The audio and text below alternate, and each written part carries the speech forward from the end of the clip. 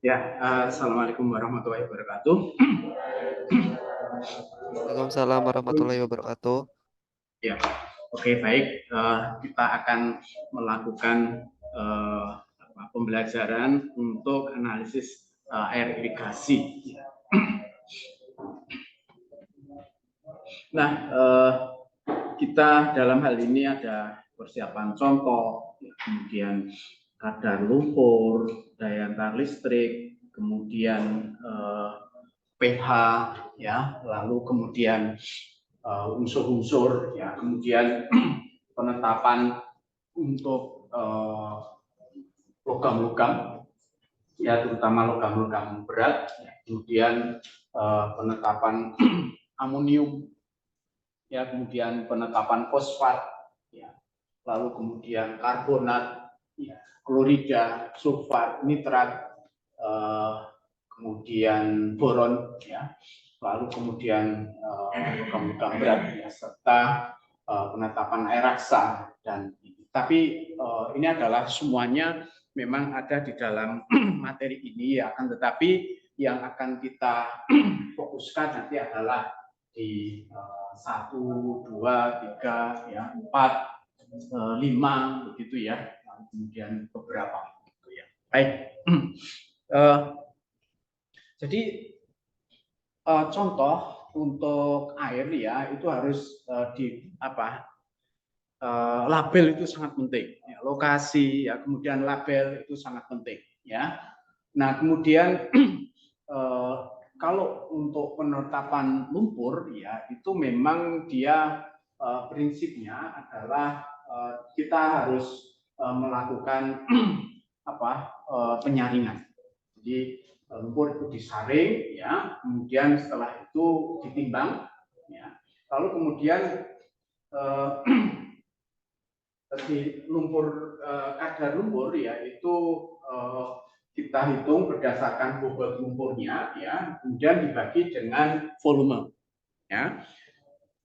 Nah, kalau kita ini, maka kertas saring, ya, harus sudah ditimbang dulu, ya. Pertama kertas saring, ya, kita timbang, ya, lalu kemudian kita pakai untuk menyaring, ya, air itu.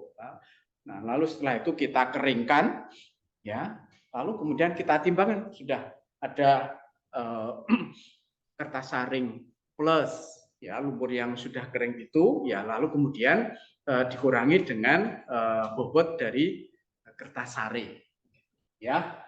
Saya pikir itu, ya, prinsipnya. Lalu kemudian peralatan silahkan nanti Anda baca, ya.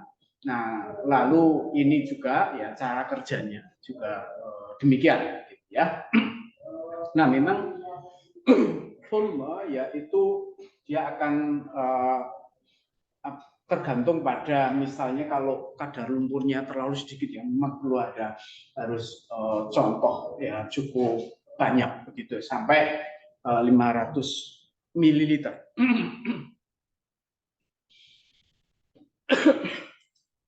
Ya, saya pikir ini relatif mudah, ya, untuk kita pahami, gitu, ya.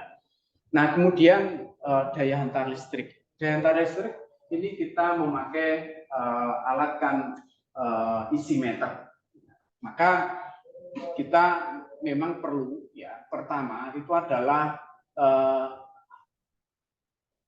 isi meternya itu, ya, kita kalibrasi dengan NaCl, ya.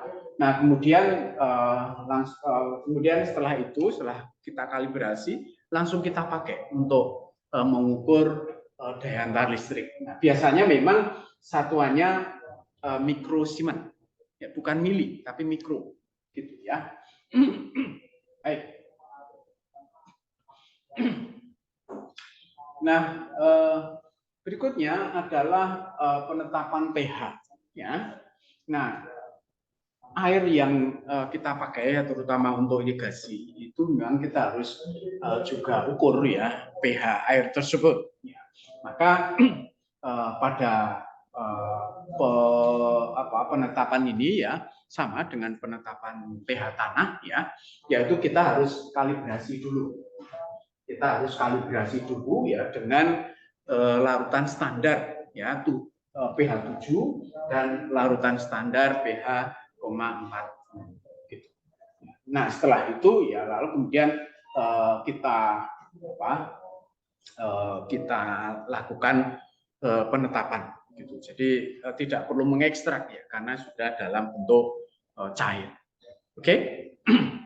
Nah, berikutnya adalah penetapan unsur-unsur ya menggunakan spektrofotometer serapan atom. Ya, jadi AAS. Nah, memang prinsip kerja dari AAS itu adalah sampelnya dalam bentuk cair.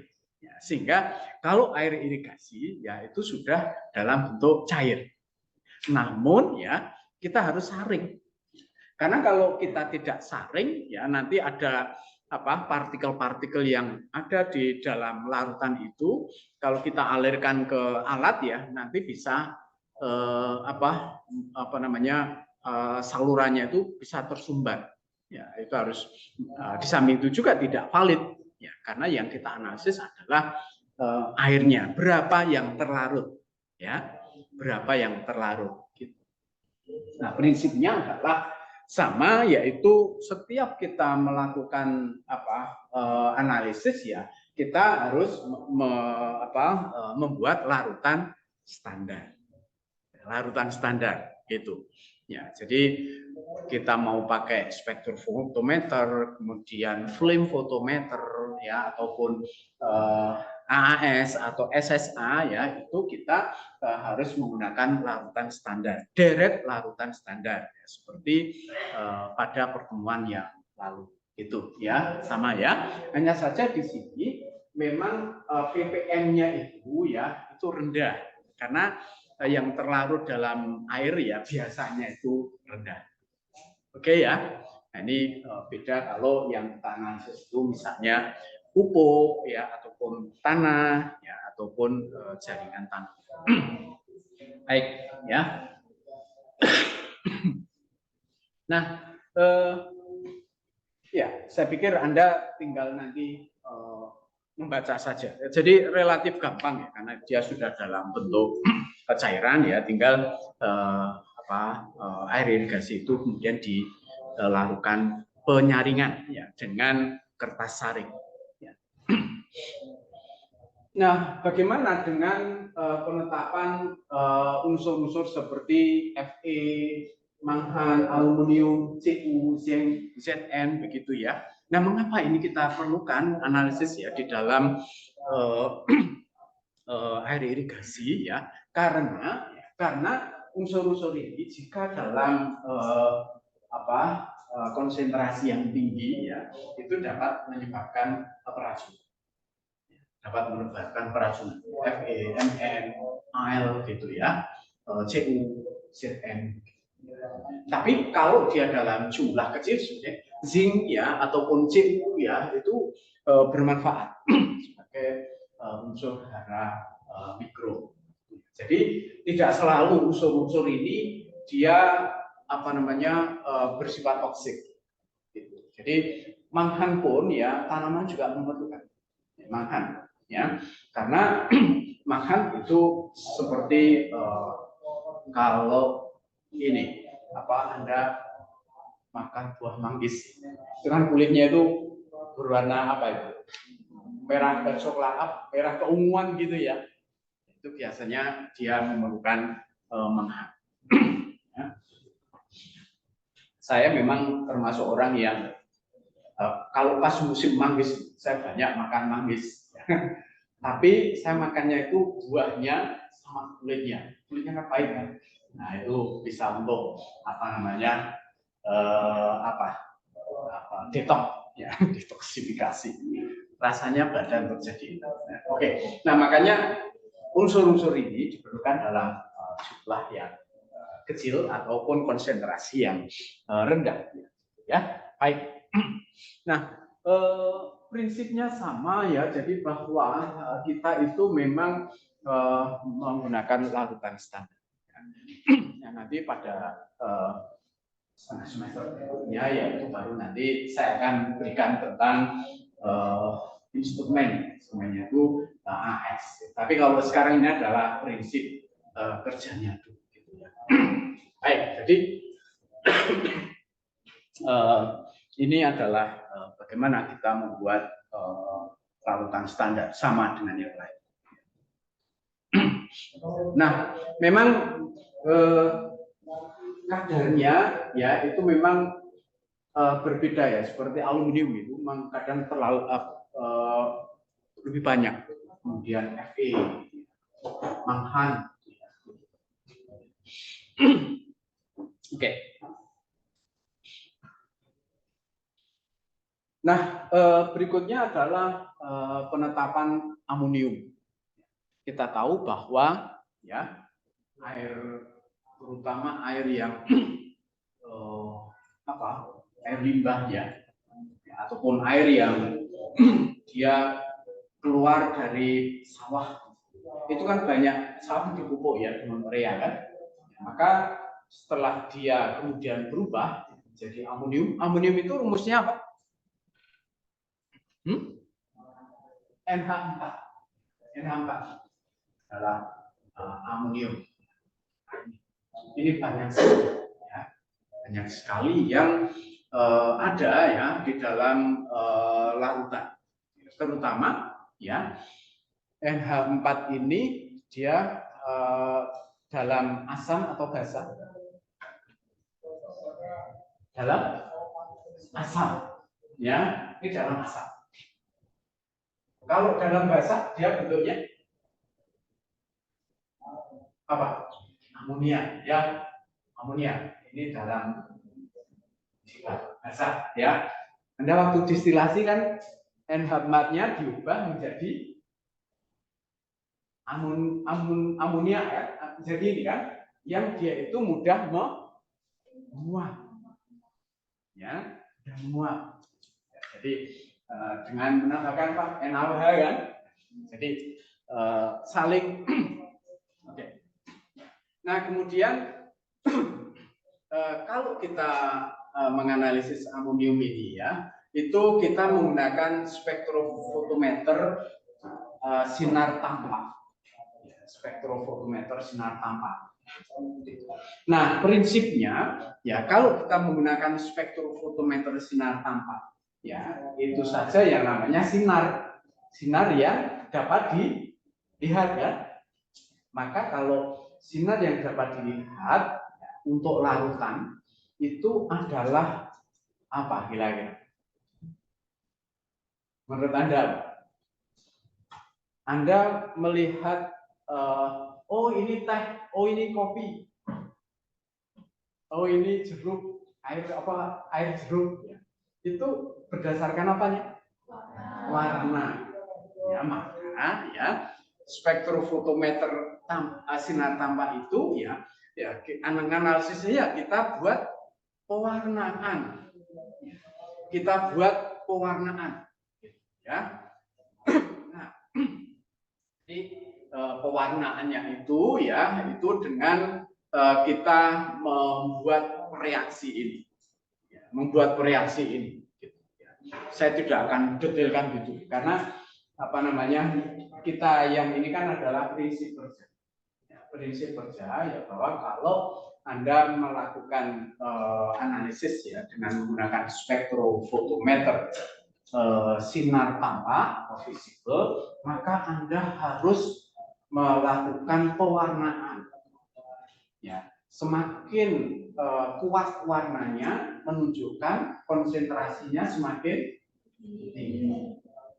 Begitu prinsipnya gitu, ya. Nah, lalu kemudian ini ya amonium itu ya mau dianalisis menggunakan apapun ya, prinsipnya adalah kita perlu memunculkan warna, ya. Oke. Nah, lantas kita lakukan untuk sebentar. Nah, ini kan larutan standar mesti ada, ya. Nah, kemudian ini. Nah, prinsip kerjanya pakai tabung reaksi, ya. Nah, kemudian setelah itu contoh airnya itu 2 mili saja, ya. Dan juga deret standar, yang sudah kita buat. Maka ditambahkan yang pertama adalah larutan sangga. Larutan sangga itu sama dengan apa? Larutan buffer. Larutan buffer. Itu ya, larutan buffer yaitu asam tartrat dan NaPhenol. Ya. Masing-masing 5 mili ya. Kemudian kita tunggu 10 menit. Tujuannya apa? Tujuannya adalah supaya dia itu bereaksi. Ya. Nah, setelah itu ya ditambahkan NaOCl 5%, kemudian digocok. Nah, lalu kemudian diukur. Ya. Diukur begitu. Ya. Jadi ini yang ini kan adalah prinsip kerja. Prinsip kerja. Nah, kalau kemudian Anda akan melakukan pendetailan ya silakan nanti Anda pelajari ya tentang apa saja yang diperlukan ya reaksinya begitu ya. Anda buat semuanya gitu ya. Baru kemudian setelah itu yang penting adalah cara kerjanya. Gitu ya. Paham ya? Nah, sehingga di sini ya maka perhitungannya itu kadar amonium ya, yaitu Me itu apa? Mili ekuivalen. Mili ekuivalen itu sama dengan milimol dikalikan valensi dalam 1 liter. Ya, milimol dikalikan valensi ya dalam 1 liter. Ya. Sorry. Me per liter ya, itu adalah sama dengan milimol dikalikan valensi ya untuk dalam 1 liter. Ya, itu adalah milimol per liter. Milimol sama dengan apa? Milimol sama dengan berat atau massa. Jadi kalau di sini adalah NH4 berarti apa? Massa apa? NH4 dibagi dengan massa apa? Molekul. Ya. Jadi massa dari atau berat molekul ya dari NH4. Ini adalah milimol, ini dalam bentuk miligram. Ini adalah milimol. Jadi massa dari NH4 positif ya, satuannya miligram dibagi dengan berat molekul ataupun BM ataupun massa molekul ya dari NH4. Itu adalah sama dengan milimol. Kalau mol berarti gram per ya. Valensinya yang dapat berapa? Berapa?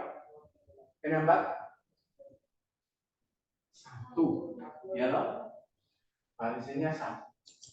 Sehingga mil ekuivalen ya itu adalah apa namanya? Ya. Oke. Nah, lalu permasalahannya adalah yang kita ukur itu adalah nitrogen saja kan? Nitrogen kan? Jadi larutan deretnya kan nitrogen kan? Bukan NH4 loh. Paham ya? Maka di sini apa namanya untuk ini massa ya, massa N-nya ya dalam bentuk miligram dibagi dengan berat atom dari nitrogen. Itu. Nah, jadi ppm ya dibagi dengan massa atom ya dari nitrogen ya. Lalu kemudian Fp itu adalah faktor pengenceran. jika memang dilakukan pengenceran. Jadi kalau tidak dilakukan pengenceran, faktor pengencerannya berapa? Itu ya. Ya, kalau 0 nanti ketemunya 0 kan? Good. Ya ini. Oke. Nah, bagaimana dengan penetapan fosfat? Ya, jadi kan tadi nitrogen, ya, kemudian fosfor, ya. Nah, penetapan fosfat ini, ya, ini juga kita menggunakan spektrofotometer sinar tanpa. Kalau di dalam alatnya biasanya disebut spektrofotometer apa? UV dan vis. Ya. Spektrofotometer UV garis miring vis. Ya, UV itu biasanya untuk sinar ultraviolet dan vis itu adalah visible. Nah, penetapan fosfat ya, di dalam air, ya, maka yang kita pakai, ya, adalah bagaimana kita memunculkan warna, ya, memunculkan warna dari lautan yang mengandung fosfor. Maka yang kita pakai adalah biru molibdat atau blue molibdat, ya, blue molibdat. Oke, ini ya, jadi standar, ya, mesti kita pakai, ya. Lalu kemudian deretnya, ya, ini adalah deretnya itu, ya. Nah, cuman di sini standarnya adalah PO4. Ya, standarnya itu adalah PO4. Ya. Nah, lalu kita cara kerjanya adalah, ya, kita mengambil 5 mili sampel, ya, kemudian dimasukkan ke tabung reaksi, kemudian tambahkan 0,5 ml reaksi fosfor, ya, yang pekat ke dalam contoh dan juga dalam deret standar.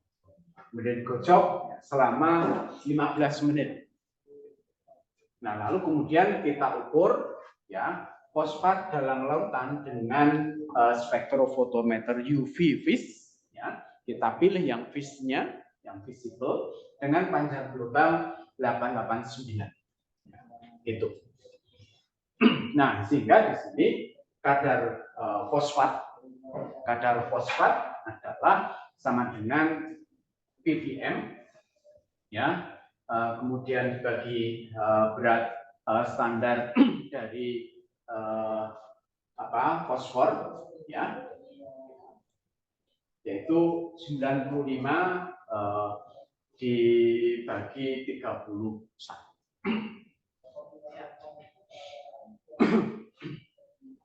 Nah, kemudian juga ada tidaknya faktor pengencer. Dan tidaknya faktor pengencer. Oke, ya, jadi ini kita sudah ada yang mau tanya? Oke, sementara ya. Nah, kemudian kita juga perlu menganalisis kadar karbonat. Ya, kenapa? Ya, air itu, misalnya dia melewati batuan yang banyak mengandung asid, ya. Nah, dia karbonatnya akan, kemudian kita juga dapat melakukan, ya, dan kita tidak memakai alat seperti spektrum, ya, tetapi kita, kalau ini ada buret berarti apa? Filtrasi, betul, ya. Nah, ya, kita pertama adalah dengan adanya larut asam klorida 1N. Loh, karbonat kok ketemunya klorida? Apa kira-kira? Karbonat kok ketemunya klorida? Kita kan mau menetapkan karbonat tuh, ya toh? CO2, ya, CO3, CO3 ini 2 negatif, bertemu dengan apa? Cl, ya toh? Nah, ya, maka kalau di sini ada H2CO3, ya, bertemu dengan Cl, maka akan bereaksi menjadi apa? Cl kan? Plus CO2. CH2 per CO3, ya. Nah, kalau di sini misalnya ini ya, kemudian kalau di sini misalnya dia sini CO3 itu sini misalnya CA, ya. Maka akan menjadi CA2 plus H2 CO3. Ini ya, ini reaksinya seperti ini. Maka yang kita ukur adalah ini. Nah, gitu loh. Karena sulit kita mau mengukur CO2-nya. Ya. Baik. Ya, maka larutan standarnya adalah HCl. Oke.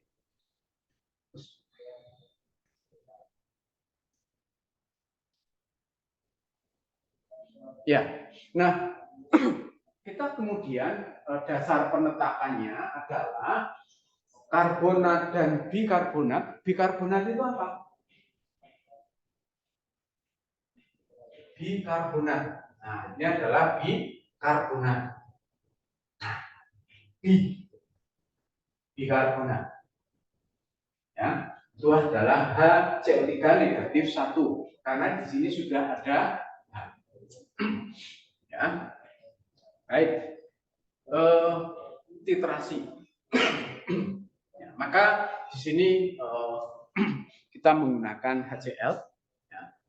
Nah, caranya adalah kita sampelnya 25 cc, ya, kemudian diukur pH-nya itu berapa. Nah, kemudian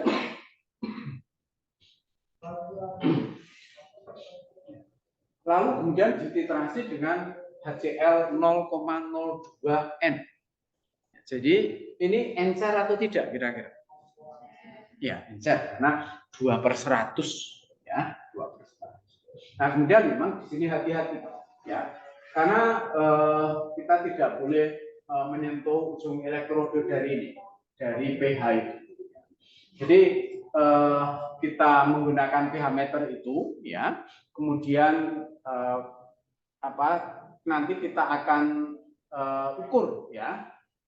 Jadi pembacaan pH meter untuk menentukan titik akhir dari titrasi.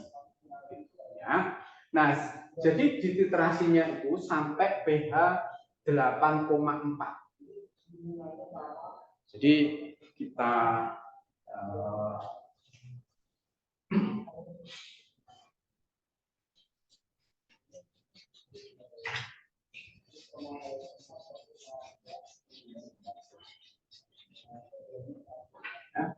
jadi ini adalah HCl 0,02 N, ya, kemudian gini, ya, lalu kemudian gini, ya. Di sini ada apa? Ada pH meternya. Ini elektroda pH meter. Misalnya di sini ini adalah pH meternya, ya, di pH meter. Kemudian ini, ya, ini kita ini magnet. Jadi kita pengadunya pakai magnet itu. Tapi magnetnya jangan sampai nyenggol elektroda, nanti pecah. Ya. Nah, jadi caranya adalah kita titrasi ya dengan HCl 0,02 N itu ya sampai pH-nya itu 8,4. Nah ini dicatat ya pH-nya berapa? Di pH 8,4 itu berapa A mililiter itu ya. Nah setelah itu dititrasi lagi ya sampai 4,4. 4,4 pH ini adalah B. Nah, maka perhitungannya adalah ya untuk CO3-nya ya itu adalah 1000 ya dibagi mililiter ya berapa mili yang kita pakai dikalikan 2 kali A. 2 kali A yaitu pH sampai 8,4 ya. Kemudian dikalikan dengan normalitasnya HCl. Ya. Nah, sehingga ini dapat kita hitung. Nah, kemudian yang berikutnya adalah untuk HCO3-nya. Itu ini sama. Nah, ini B dikurangi 2A. B dikurangi 2 kali A. Ya. Kemudian dikalikan dengan normalitas HCl. Ya, itu adalah untuk yang HCO3. Mengapa ini kok 2A ya? Karena ini yang apa? CO3. CO3 itu valensinya berapa? 2 kan? Misalnya H2CO3 kan? Ya, berarti ini valensinya negatif 2. Maka di sini ya untuk sampai menjadi mili ekivalen ya, maka milimol dikalikan dengan valensi. Nah, untuk yang HCO3 tadi HCO3 negatif 1. Maka di sini hanya B saja. Paham ya? Nah, jadi itu adalah bagaimana kita menganalisis apa kadar karbonat di dalam air. Ya, simpel ya, mudah dilakukan loh. Cuman kita memerlukan ini pH meter. pH meter.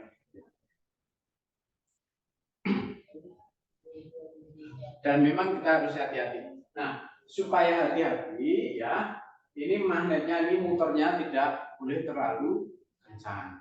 Ya. Kemudian volumenya agak banyak. Karena kalau volumenya agak banyak ya, ini kan nyentuh sedikit, ini posisi di bawah kan.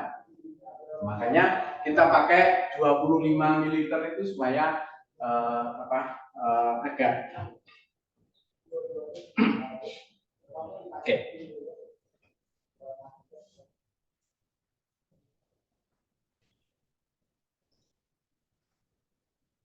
Oke, kemudian penetapan klorida itu dengan argentometri. Ya. Prinsipnya adalah kita itu membuat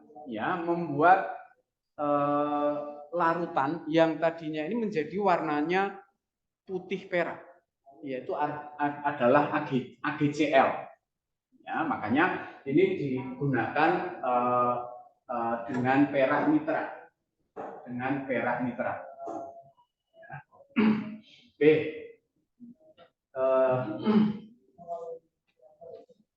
Oke, di sini. Nah, kita menggunakan 5 gram kalium kromat, ya. Nah, ini sini aja. Jadi 10 ml tambahkan dengan penunjuk kalium kromat. Ya. Penunjuk itu bahasa Inggrisnya adalah indikator. Tunjuk. itu kan sebagai indikatornya apa, penunjuknya apa, kan gitu ya. Ya, gitu ya. Jadi sebanyak ini 5% ini lebih kurang 4 tetes, ya. Kemudian dititar dengan AgNO3 sampai warnanya berubah menjadi merah. Sehingga berapa yang dipakai untuk titrasi tersebut. Jadi prinsipnya ini adalah kita menggunakan AgNO3, ya. Lalu kemudian sebagai indikatornya adalah kalium kromat 5%. Kalium kromat. Nah, sehingga kadar koloridanya ya itu adalah bagaimana mililiter contohnya ya dikurangi dengan mililiter belangko. Dikalikan normalitasnya, kemudian kali jadi ini kan per liter ya, ataupun per 1000 mililiter. Maka kalau ini contohnya 10 mililiter, maka di sini 1000 dibagi 10. Kalau di sini misalnya 20 mililiter yang dipakai, maka di sini adalah 1000 mililiter dibagi dengan 20 mililiter. Oke. Nah, berikutnya adalah sulfat. Sulfat ini juga penting ya, karena kalau Anda akan melakukan analisis misalnya di area tambang ya, ataupun area tanah sulfat masam ya, maka analisis ini penting. Nah, dan kita pakainya spektrofotometer. Ya, spektrofotometer. Baik. Kita ininya saja ya, cara kerjanya ya. Karena kalau cara kerja ini sangat penting. Ya. 5 ml dari air ya, dan juga deret standar yang kita pakai ya. Karena kalau kita pakai spektrofotometer maka kita harus pakai deret standar ya, deret standar.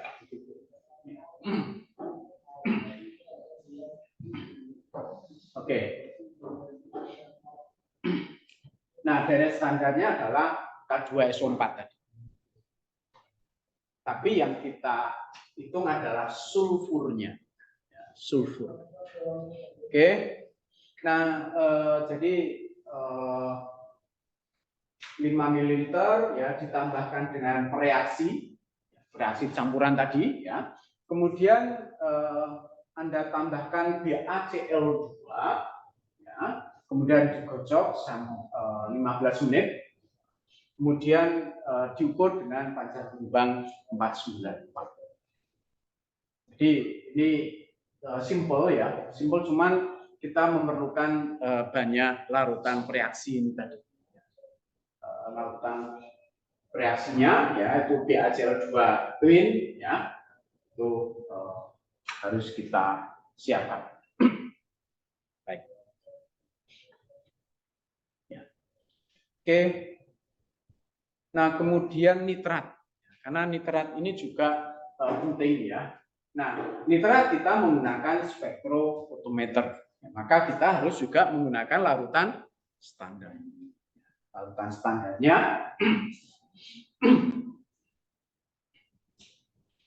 jadi larutan standarnya, standar itu dengan pokok sama, itu pakai nitrat. Yaitu serbuk kalium nitrat.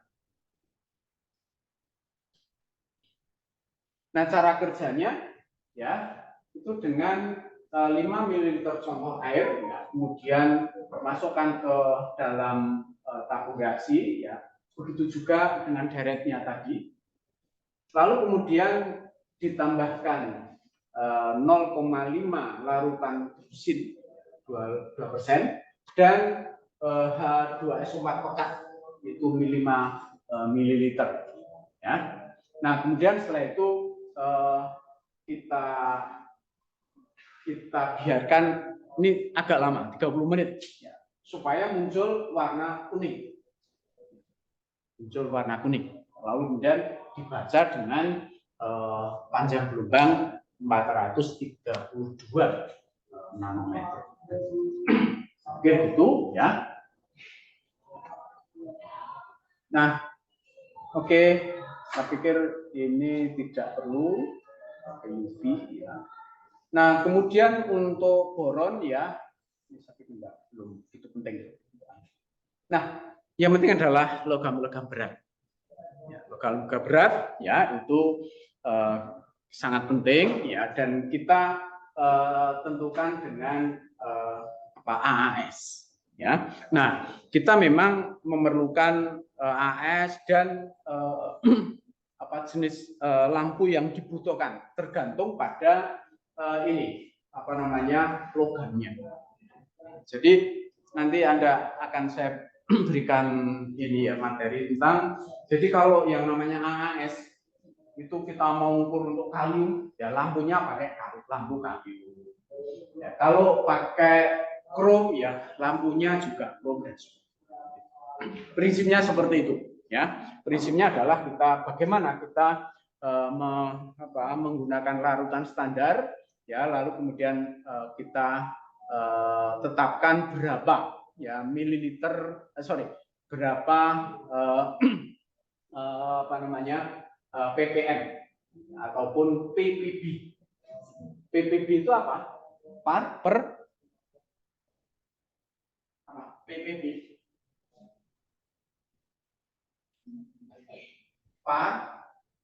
per billion sama dengan 10 pangkat min 9. Jadi kalau bahasa Indonesia ya per miliar ya, per miliar. Nah, mengapa kita PPB kalau memang kadarnya itu kecil? Kadarnya itu kecil. Oke, silakan ada yang mau bertanya? Nah, prinsipnya ini sama. Prinsipnya ini sama. Nah, ya, saya pikir gitu. Oke.